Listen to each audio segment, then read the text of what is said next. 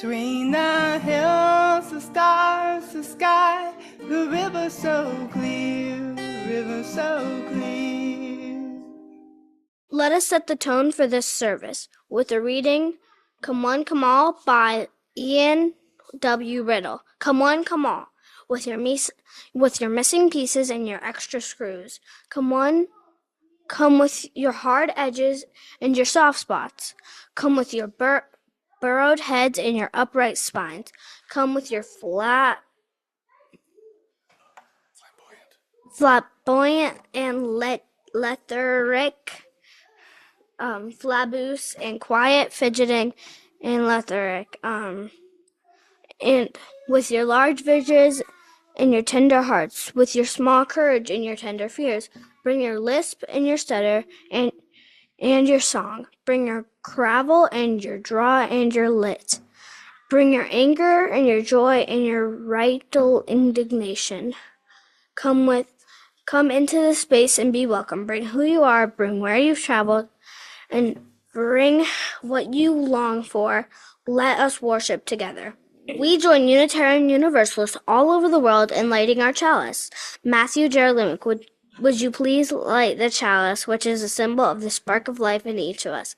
If you are on Zoom and you have a chalice with you, I invite you to turn your video on to share while we light them. We are in good company. Our chalice lighting words this morning are collective libertations from Deanna Van Diver.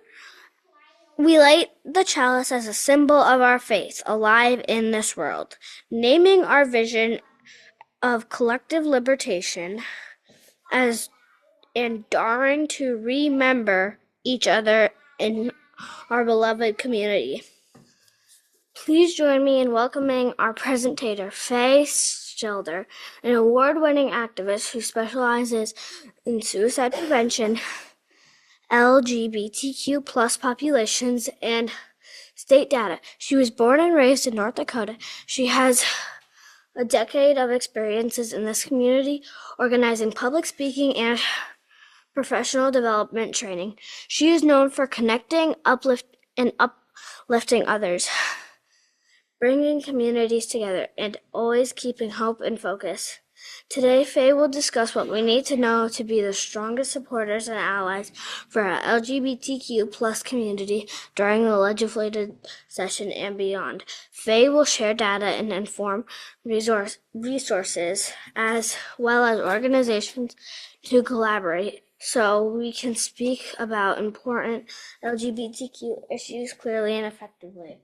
Thank you for the introduction again. I'm going to get my screen shared for the presentation that we're going to talk about today, and hopefully everything is going to go great, and we're going to have a great time. Thank you for having me again. So I put this together pretty quickly. This is just making change in North Dakota. What we'll be talking about today is a lot of our legislative stuff that's coming up, some of the bills that are going to be impacting our populations, especially our queer populations, and then ways you can kind of get involved. This is a very short engagement. It's only going to be about 20 minutes, so it's not everything.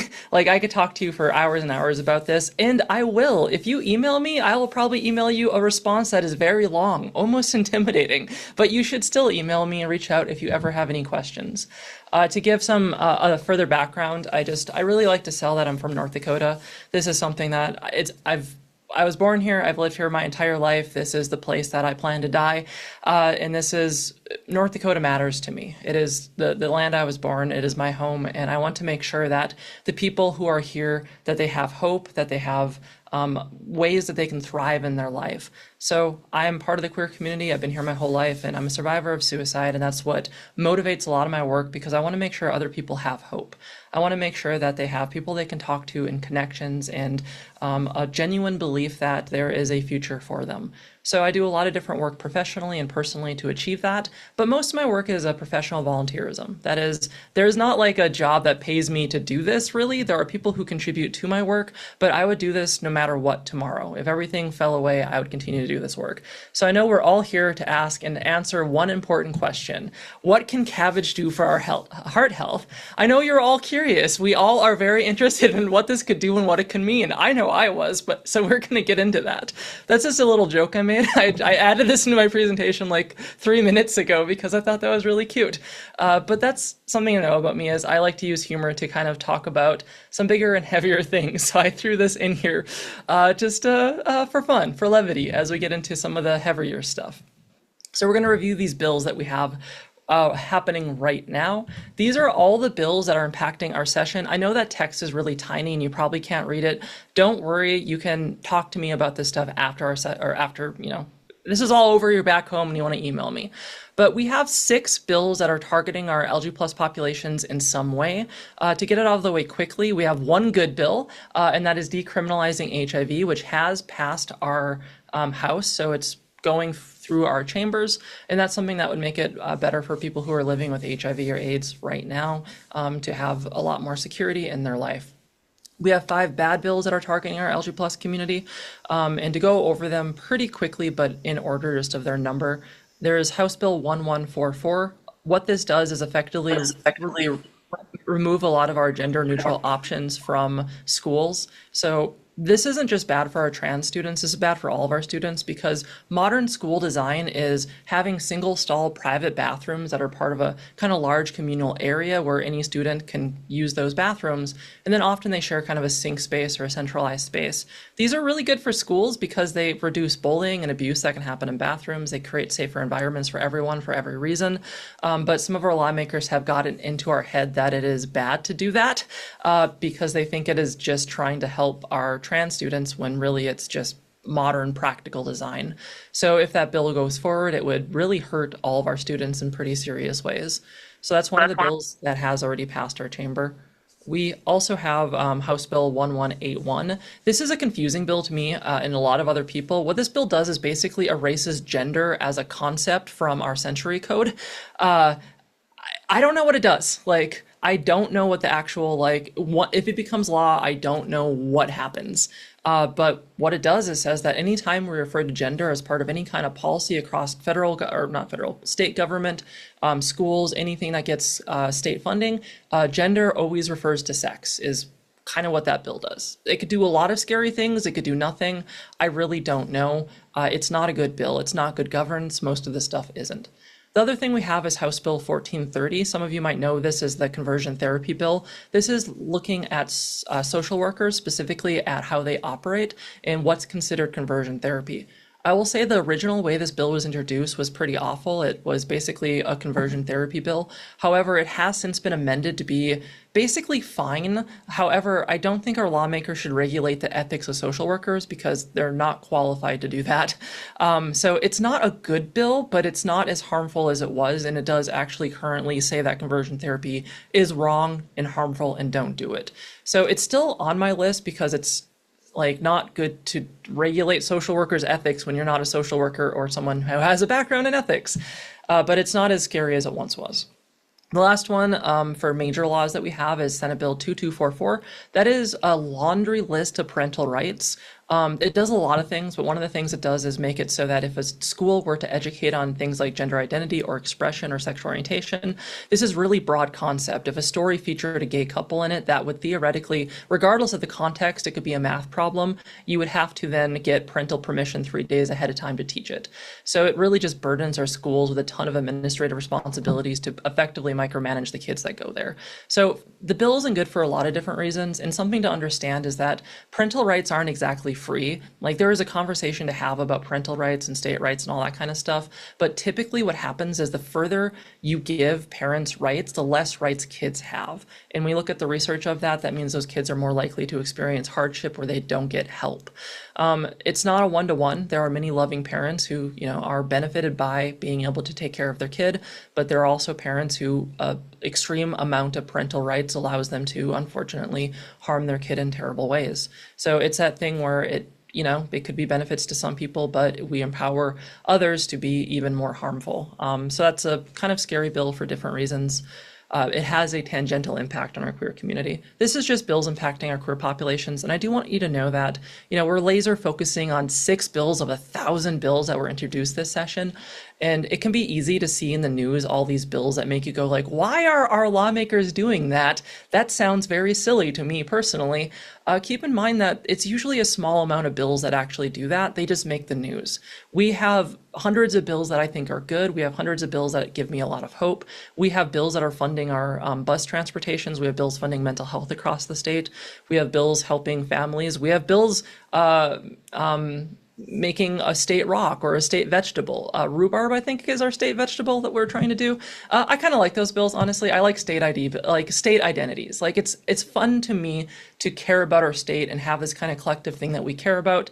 Curling is our state sport as of 2023, if anyone didn't know that.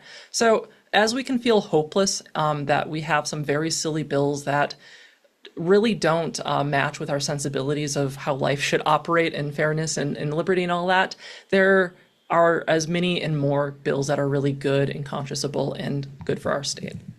If you don't know much about the legislative session, you could spend a long time talking about it, but the really short, simple stuff to tell you about is there are the House and the House and the Senate. These are two chambers.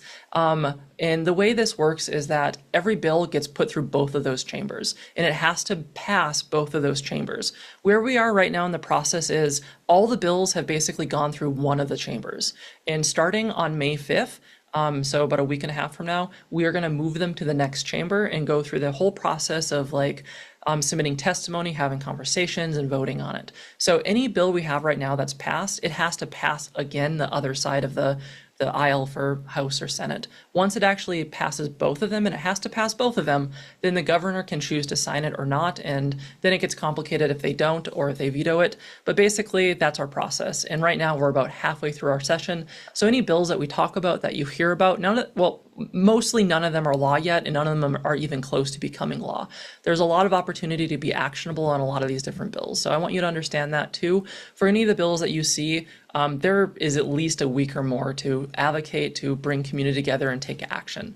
So what does action look like, one might ask? Well, taking action can look a lot of different ways. The first one is engaging community. So that's kind of like what we're doing right here. This is kind of like a town hall a little bit, just talking to each other about the stuff going on, informing and educating. You can do that on social media. You can do that with your friends. You can do that with letters to the editor. If you want to know how to submit a letter to the editor, it's very easy. Like you have the Bismarck Tribune that you can submit a 250-word letter to about your feelings, and they like to submit stuff locally from people. Like if you're reasonable and somewhat well written or not, you can get on that paper. So engaging community is really important, and talking about all this stuff is really important. But you can't just stop there. You can't just talk about these things with yourself and others, because nothing will happen that way. It's really important to also, as you talk to people, have a component of action too. It's not just this issue's bad, oh, rough, yeah, world sucks, but it's also, well, it's bad, so let's do something about it. And that's kind of the next step, and that's engage your lawmakers. You can email them, you can call them. All their information is publicly available on our North Dakota legislation website. You can call our representative, and strangely they answer. Like, they're the right generation that they'll pick up their phone and talk to you. I won't. If you call me and I don't know your number, that you're not getting through. But for a lot of our legislators, they come from a different generation where they will say hi, and you can just say hi back to them. A lot of them are extremely busy right now, so it's tough to get a response from them since they're getting pulled in 1,000 directions, but you can email them, you can call them, you can show up in person because you're in Bismarck and have the capacity to just go to the Capitol and try to be a person. I want to say in the session, we often get this, we get busy and stressed, so we stop humanizing people, but our lawmakers are any one of us, right? Like, they're not any special or any less special than any of us. They have their own lives and families. They're part of these communities. They usually have kids that have gone to school. They have family in their lives. They are us. They're not some class of extreme lawyer robots. They are people too. And when you talk to them, keep that in mind. We don't have to shout with large, well thought out moralistic arguments. We can just tell them, this bill makes me sad. And that's something that's an effective argument. So any way you can engage with our lawmakers is good. Then submit testimony. All these bills I talk about, they're going to have opportunities for you to submit testimony. You can show up and testify, and you can also encourage others to testify. A lot of people ask me, does it matter? Like, does submitting testimony matter? Because me and 30 people submitted testimony in this bill, and no one else did, and they still voted the wrong way on it. And the answer is yes. Everything you do matters. You can't focus on the outcomes of your actions because you don't control those, but you can focus on the inputs. You can focus on what you've done and what you feel satisfied with in your life. When you submit testimony or show up to testify, your win condition isn't you changed everyone's hearts and mind. Your win condition is you stood up for what you believed. And if you encourage that in yourself and others, that is a win. We don't change things overnight, we never have, but when we stand up and step up to this kind of stuff, we help to change culture. And the more that we show that bravery and courage, that's what matters.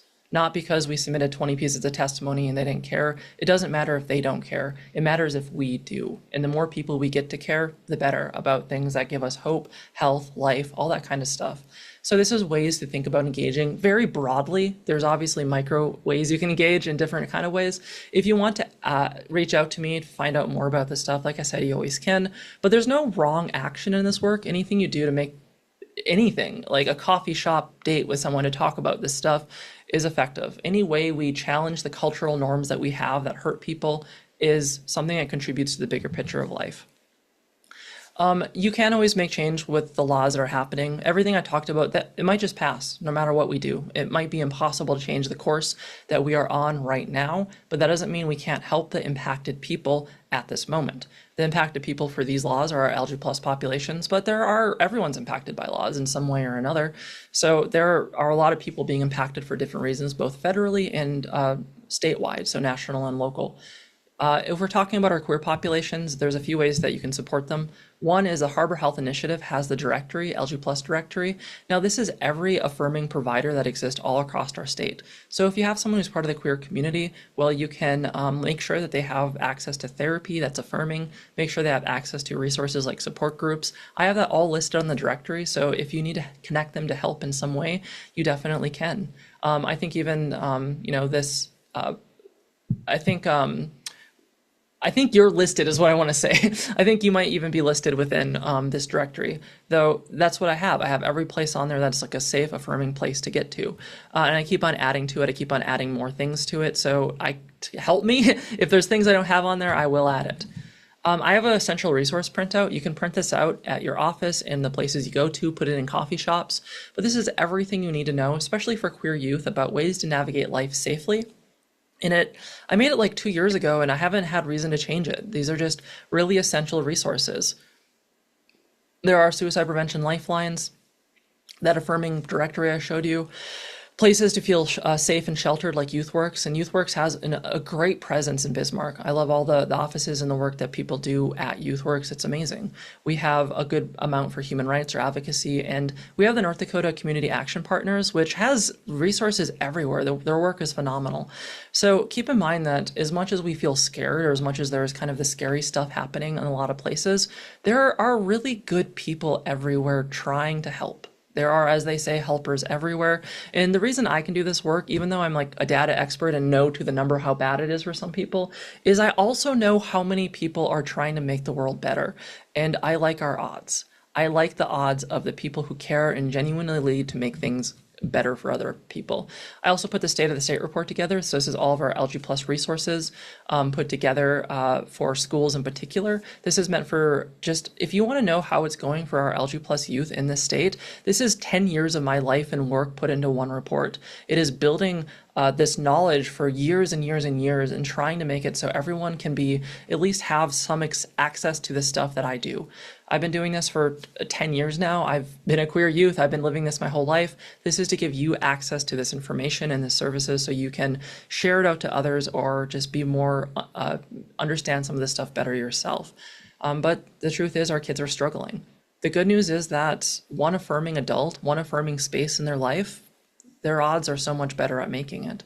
And if you can get them just anything, any access to a warm space where they feel like they can breathe again, where they feel like they're not just constantly in that flight or fight mode, well, if you can give them that feeling, that's something to center themselves with, and they can get through a lot of tough times if they know that there's at least one place that's safe for them.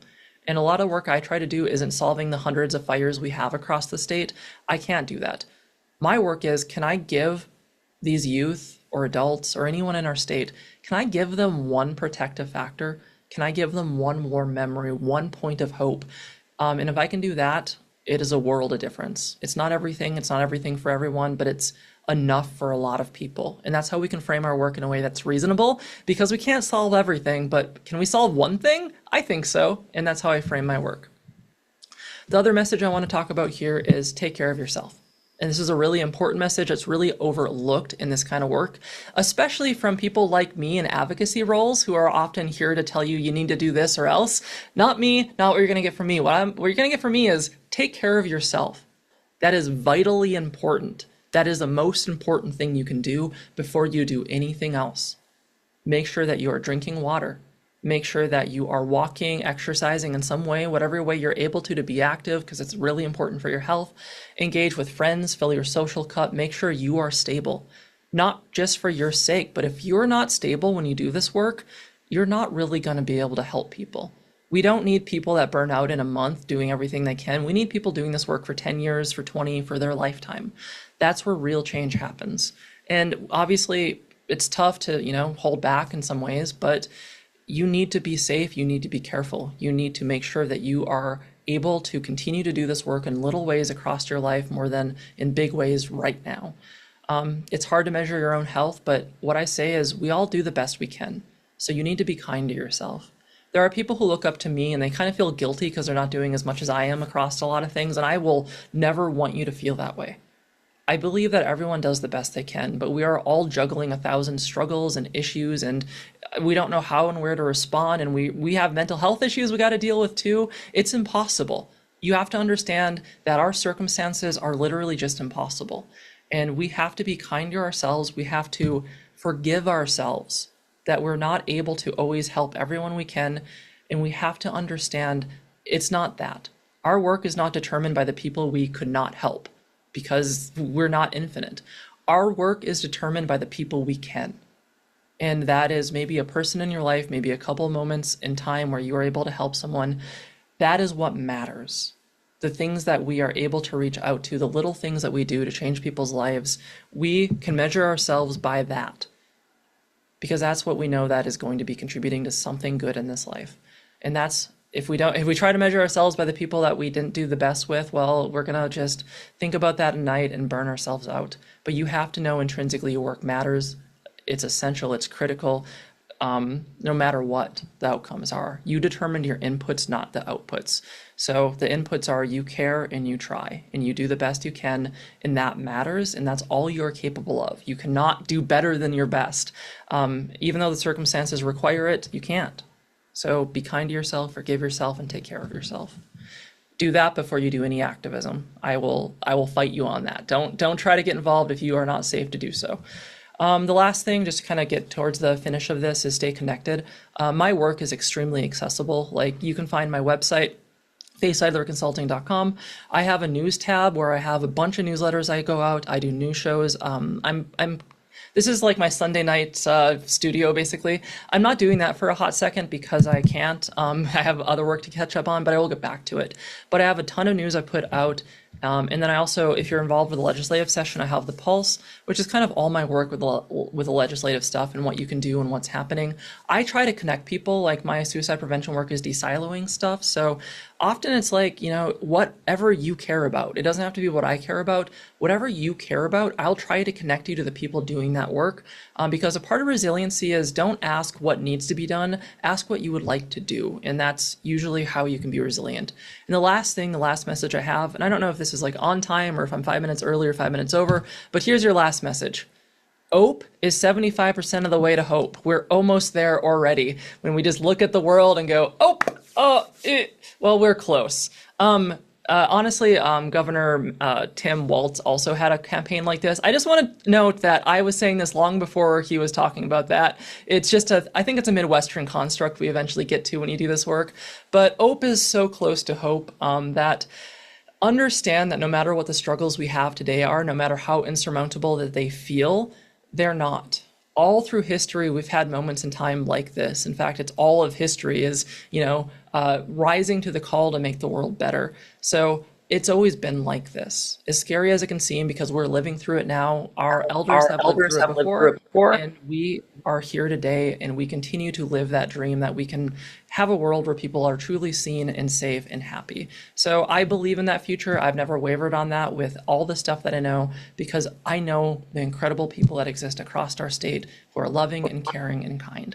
So that's what I have for you about this stuff, how to get involved in that in a very short time. But the main thing is just reach out. I'm always accessible, and I really appreciate the time for me to talk to you about all this. And I know how valuable time is. So genuinely, just thank you for the work you do to create a space that is warm and welcoming.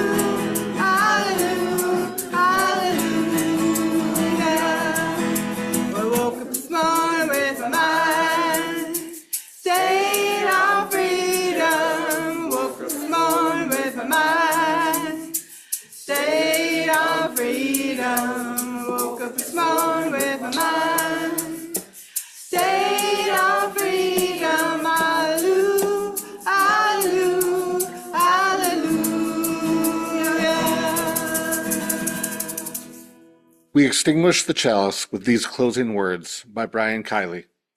Carry the flame. The chalice is now extinguished, but its light lives on in the minds and hearts and souls of each one of you. Carry that flame with you as you leave this place and share it. With those you know, with those you love, and most especially with those you have yet to meet. Put a little love in your heart.